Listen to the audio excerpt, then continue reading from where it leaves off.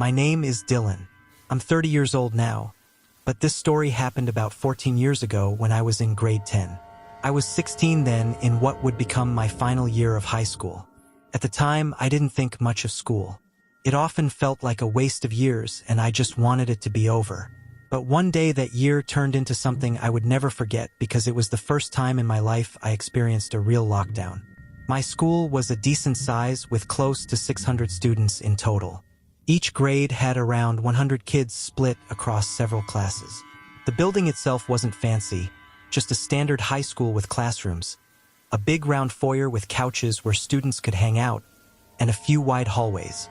It was the kind of place where every day felt the same. You went to class, you saw the same faces, and nothing out of the ordinary really ever happened. In earlier grades, life felt simpler. In grade 7, we were just 13-year-olds who didn't care about much. By grade 8, people started finding their groups of friends. In grade 9, things improved a bit because we had better teachers and more interesting subjects. But grade 10 was when everything shifted. People were getting older, louder, and more difficult. The teasing got worse, arguments broke out often, and the teachers were constantly frustrated. The head teacher, Mr. Stevenson, was a strict man who didn't tolerate nonsense. I remember one assembly when he shouted at the entire grade to stop acting immature and told the girls to end all the drama. Nobody laughed when he raised his voice. He was one of those teachers whom no one dared to mess with. I had only a few close friends I could rely on, maybe 2 or 3, and I mostly kept to myself. Some kids were polite and easy to talk to, but others were rude, loud, or just plain mean. I had already dealt with bullying in primary school, and I wasn't going to let it happen again. By that point in life, I stood up for myself whenever anyone pushed me. In the classroom, everyone had their own spot. Some groups sat together. The polite girls usually sat near the front, and I normally stayed by myself on a bench seat along the wall. My teacher, Mr. In, was strict but fair. He wasn't my favorite, but I didn't have issues with him either. It was just another normal day when the whole situation unfolded. That morning started like every other. By the second period, I was already bored, staring at the clock and waiting for lunch. Students were whispering, some were laughing, and others were zoned out. The room had its usual mix of noise and chatter. Nothing unusual. Then the PA system suddenly crackled to life with its 3-tone chime. I barely paid attention at first. The principal often spoke over the system with announcements that nobody cared about.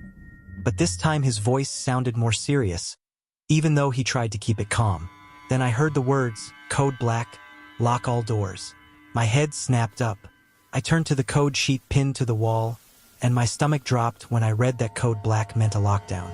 For a moment, I thought it had to be a drill, but we had never practiced lockdowns before. Our school only did fire drills. Lockdowns were the kind of thing you heard about on the news, not something that happened in our quiet city. The mood in the classroom shifted instantly. Mr. In rushed to lock the door. He taped a large sheet of paper over the window and closed the curtains. The teachers outside hurried to lock the foyer doors and cover their windows, too. Within minutes, the building fell silent. Our classroom, once filled with chatter, became pitch black and so quiet that you could hear someone breathe across the room. First, I felt calm. I wasn't easily scared, and I even tried to convince myself it was nothing. But as the silence stretched on, my thoughts started racing. Was there someone dangerous outside? Was it happening inside the school? Were we in real danger? I sat in the darkness, staring at the faint outlines of faces around me. Nobody looked terrified, but everyone seemed uneasy. The longer it went on, the more it got under my skin. The air in the room felt heavy, like you could cut it with a knife. The tiniest sound could make people flinch. I tried to focus my ears, listening for footsteps, voices, or any sign of forced entry.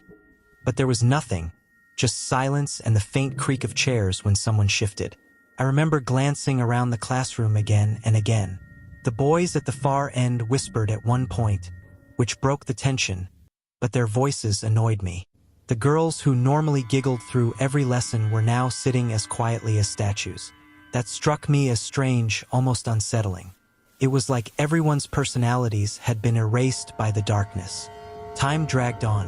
I don't know how long we sat there. Maybe half an hour, maybe longer. My nerves were fraying, even though I tried to stay calm. I leaned back against the wall, pretending like nothing was wrong. But inside, I was wondering what was happening beyond those doors. Finally, the announcement came through, all clear. The words lifted the weight off everyone in the room. The lights flicked back on. Mr. In uncovered the window and the door unlocked. Students stretched and whispered to each other, some laughing nervously. The silence that had felt like a heavy blanket was gone. When lunch came, the whole school buzzed with rumors. The story spread like wildfire. People said a student from our grade had pulled a knife on the principal.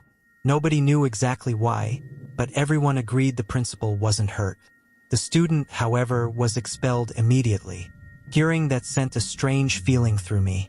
On one hand, I was relieved nothing worse had happened. On the other hand, it made the lockdown very real. This wasn't a drill and it wasn't a misunderstanding. Someone had actually threatened the principal with a weapon inside our school. The rest of the day felt different. Even though the teachers tried to carry on like normal, everyone was distracted.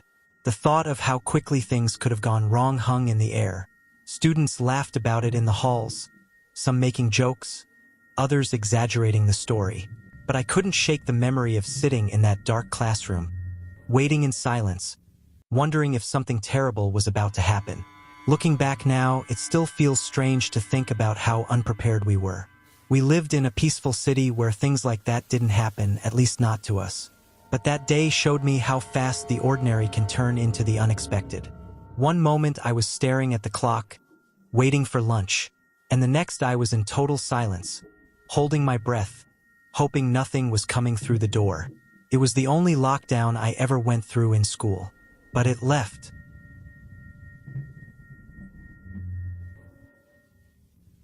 It happened when I was 16 during my junior year at a small suburban high school. We had been through dozens of fire drills and a handful of lockdown drills. Most of us treated them like a break from class, whispering jokes in the dark and waiting for the announcement to end. But one Thursday afternoon, the lockdown wasn't a drill. I was in history class when the intercom came on. Lockdown. This is not a drill. Teachers, secure your rooms. The teacher quickly shut off the lights, locked the door, and pulled us into the corner. The usual nervous giggles weren't there this time. Everyone's face turned pale. We'd all heard rumors of nearby threats before, but this was the first time it felt real. After a few tense minutes, the sound of footsteps echoed in the hall. A teacher hissed that we needed to move deeper inside the building, away from the glass windows. That's how a group of us, 6 students total, ended up in the basement, hiding in the boiler room. It smelled like dust and old metal, and the pipes clicked constantly, as if reminding us we weren't alone. The heavy doors shut behind us, and we tried to stay quiet. At first, it felt safer than the classrooms. No windows, no easy way in. But as the minutes turned into hours, silence from above pressed down on us. No updates, no announcement telling us it was over, just waiting in the dark. Then we realized we weren't alone. At the far end of the boiler room, where pipes disappeared into the walls, we heard a scrape like metal against concrete. At first, I thought it was just the building settling. But when we shone a phone light that way, we saw him. It was Mr. Price, the janitor. He had been around the school for years, but no one really paid attention to him. He usually kept to himself, pushing his mop or unlocking doors. But here in the boiler room, he didn't look like the same man. His clothes were dirty, his face was streaked with grease, and his eyes were wide, like he hadn't slept in days. We asked what he was doing there. He didn't answer right away. He just stared, then muttered, "You shouldn't be here. This is my place." That's when it hit us. He had been living down there. The school must not have known. Or maybe they didn't care. He had a cot tucked in the corner, piles of canned food, and boxes of old uniforms. It looked like he had been there for a long time. At first, I felt bad for him. Maybe he lost his home. Maybe this was the only place he had left. But then his mood shifted. He started pacing, gripping a heavy wrench in his hand. His voice grew sharper, accusing us of sneaking in, spying on him, and planning to expose him. We tried to calm him, but paranoia had already set in. He slammed the boiler door shut, twisting a ring of keys on his belt. We were trapped. Every sound after that made me jump. He would disappear into the shadows of the basement, then reappear suddenly, standing too close, the wrench swinging lightly in his grip. He said things like, "You're not supposed to be here, and if they find me, it's because of you." We huddled together, whispering plans. One girl texted her mom, but the service was weak down there. Another guy tried to push the door, but it wouldn't budge. The janitor had locked every exit he knew about. The longer we stayed, the more he treated us like intruders in his home. At one point, he swung the wrench against a pipe, the loud clang making all of us flinch. Steam hissed from the crack, filling the room with heat. He grinned like he enjoyed seeing us panic. The real intruder, the one that caused the lockdown in the first place, was caught outside hours earlier. But we didn't know that. All we knew was that inside the school, we were being hunted by someone who wasn't supposed to be there either. Finally, one of the boys in our group spotted a small maintenance hatch behind some boxes. It looked barely big enough to crawl through, but it might lead to the other side of the basement. While the janitor muttered to himself across the room, we quietly shoved the boxes aside. One by one, we squeezed through. The metal scraped my shoulders as I pulled myself forward, heart pounding the entire time. I kept expecting to feel the wrench slam against my back. When we crawled out, we ended up in a storage hallway. From there, we ran upstairs and finally found a police officer by the gym. They told us the intruder outside had been caught hours ago. The school was safe. Safe for everyone except us who had just escaped something far stranger. Later, I overheard staff saying Mr. Price was taken into custody. They said he had been living in the basement for nearly 2 years, coming and going through service doors at night. The school board tried to keep it quiet, calling it a security issue. But for me, that basement will always be tied to the memory of his wild eyes and the sound of his wrench clanging against the pipes. Every time I hear about a lockdown drill now, I don't think about outside threats.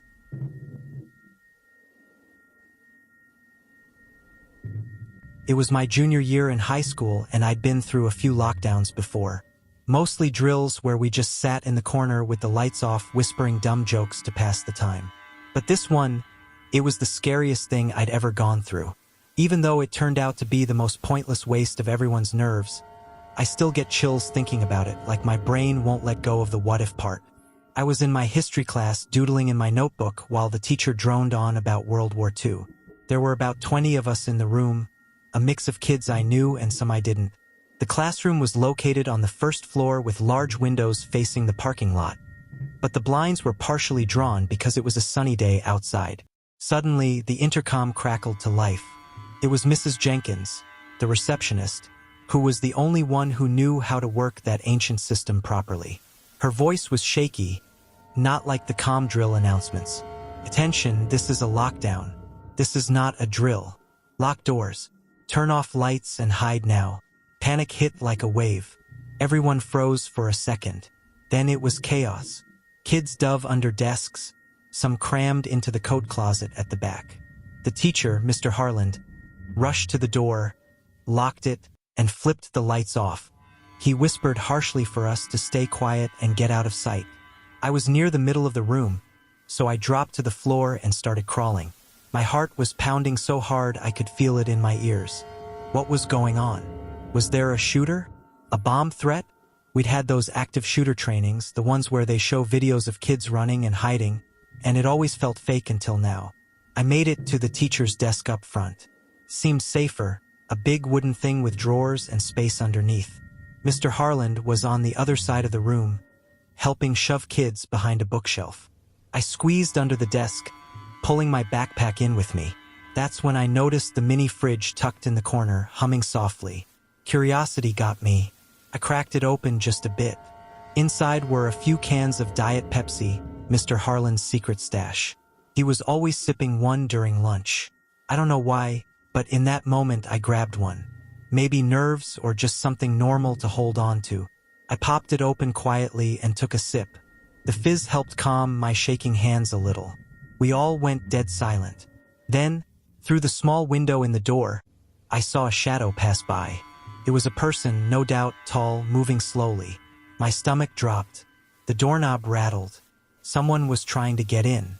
They twisted it back and forth hard for what felt like forever, probably 30 seconds, but it stretched out like hours. I held my breath, clutching that stupid soda can. Was this the intruder? Why were they testing our door? The rattling stopped and the shadow moved on. I exhaled slowly, but my mind was racing. What if they came back with a key or broke the window? We stayed like that, huddled in the dark. I could hear someone sniffling quietly across the room. Mr. Harland was on his phone, typing furiously, probably emailing the office or something. The air felt thick, like we were all waiting for gunshots or screams from the hallway. I'd seen news stories about school shootings, kids my age hiding just like this, texting goodbye to their parents. I pulled out my phone. The screen dimmed all the way, and I thought about messaging my mom. But what would I say? Love you in case. Finally, the school's bell rang. The automated one for the end of the day. It was so loud and normal. It almost made me jump. Kids shifted a bit, whispering if that meant it was over. A few minutes later, the intercom buzzed again. Mrs. Jenkins, the campus is secure. Lockdown is lifted. Resume normal activities. Relief washed over everyone. We started standing up, grabbing our stuff. I chugged the rest of the Diet Pepsi and shoved the empty can in my bag. I didn't want Mr. Harland to notice. I was halfway to the door when the intercom crackled once more. Lockdown initiated. This is not a drill. Hide immediately. What the hell? I dove back under a desk, cursing under my breath. Everyone scrambled again, more frantic this time. Why another one so soon? Was the first announcement a mistake? Or did something new happen? We hid again. Lights off, door locked, minutes dragged. Then the doorknob rattled again. Same twisting, persistent. Mr. Harland looked terrified now. He was texting like crazy, probably to his family. I could see his face in the glow of his phone, pale, eyes wide. Whispers rippled. Is that the same person? What if they shoot through the door? My phone buzzed. A text from a friend in another class. Heard there are cops outside. Stay safe. That made it worse. Cops? For what? After what felt like eternity, maybe 15 minutes, the intercom finally said it was over. We could go home. We filed out cautiously, hallways buzzing with kids comparing stories. No one knew what happened. I grabbed my bike from the rack and pedaled home fast, adrenaline still pumping. That night, I barely slept, replaying the door rattles in my head. The next morning, during homeroom, the principal came on the intercom. His voice was calm, almost embarrassed. I know yesterday was frightening for everyone. Let me explain what happened. I saw a police car pull into our parking lot. As a precaution, I called the lockdown. I walked over to talk to the officer. He rolled down his window. He was just eating his McDonald's lunch. Said he needed a quiet spot to stop and eat. No emergency. I canceled the lockdown right away.